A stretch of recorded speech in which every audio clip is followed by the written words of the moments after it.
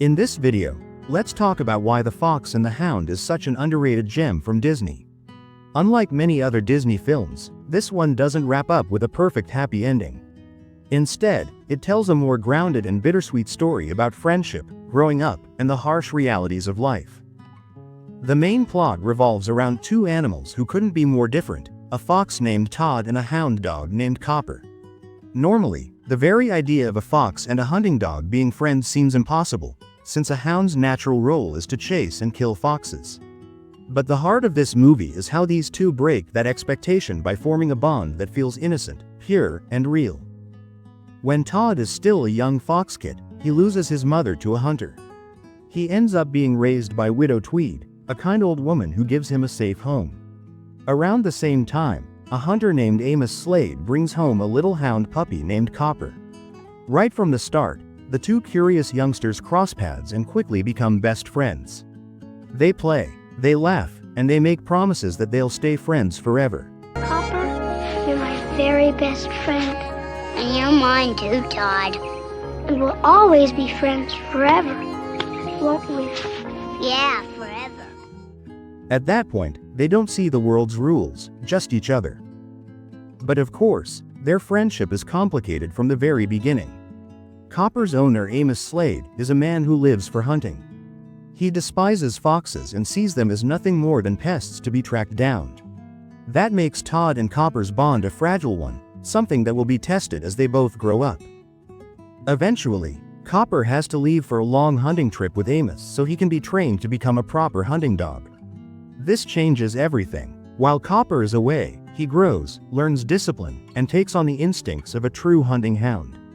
By the time he returns, he's no longer the playful puppy Todd once knew. He still remembers their friendship, but his role in life has changed, and that makes their connection complicated. Todd, on the other hand, never forgets their bond. He still hopes that things can go back to how they used to be, that maybe Copper will still see him as a friend. But the world doesn't work that way anymore.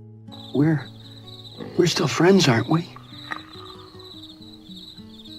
Todd, those days are over. I'm a hunting dog now.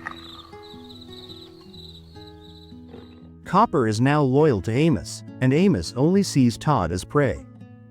Things take a darker turn when Amos's older hunting dog, Chief, gets seriously injured during a chase with Todd. Chief's accident nearly kills him, and this event pushes Copper over the edge. He promises that he will hunt down Todd to avenge what happened to Chief. Todd, if it's the last thing I do, I'll get you for this. And at that moment, the bond they once shared completely shatters. Todd and Copper, who were once inseparable, now find themselves forced into the roles the world has given them, enemies. For me, the most heartbreaking moment in the film comes when Widow Tweed, the kind woman who raised Todd after he lost his mother, makes the painful decision to let him go. After everything that had happened, the trouble, the chases, and the danger that constantly surrounded him, she realizes that keeping Todd with her is no longer safe. So, with a heavy heart, she takes him out into the forest and leaves him in a wildlife reserve.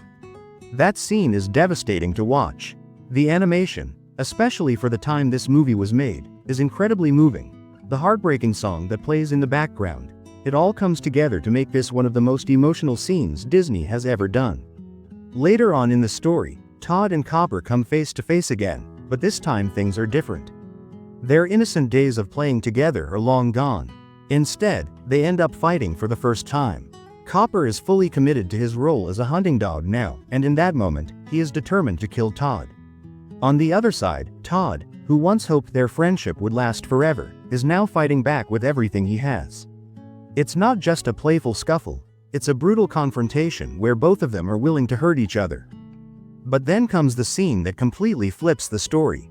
Amos Slade and Copper himself end up facing a massive, ferocious bear. The bear is terrifying, towering over them, and it becomes clear that they are both in serious danger.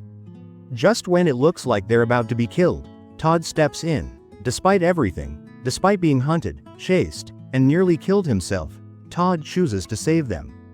He risks his own life, throwing himself into the fight with the bear. The battle is intense, and Todd is pushed to his limits.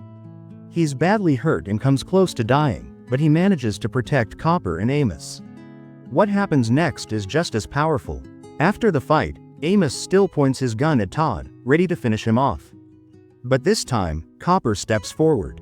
He places himself between Todd and his gun. In that moment, Copper finally shows that deep down, their bond is still there. He won't let Amos kill Todd, not after what he just did. Amos lowers his weapon, and Todd's life is spared. You'd think that after such a powerful moment, Todd and Copper would find their way back to being friends again. But the film doesn't take the easy way out. Instead of giving us a perfect reunion, it shows the reality of their situation. They can't go back to the way things used to be. Too much has changed. So in the end, Todd returns to his life in the forest, and Copper stays with Amos.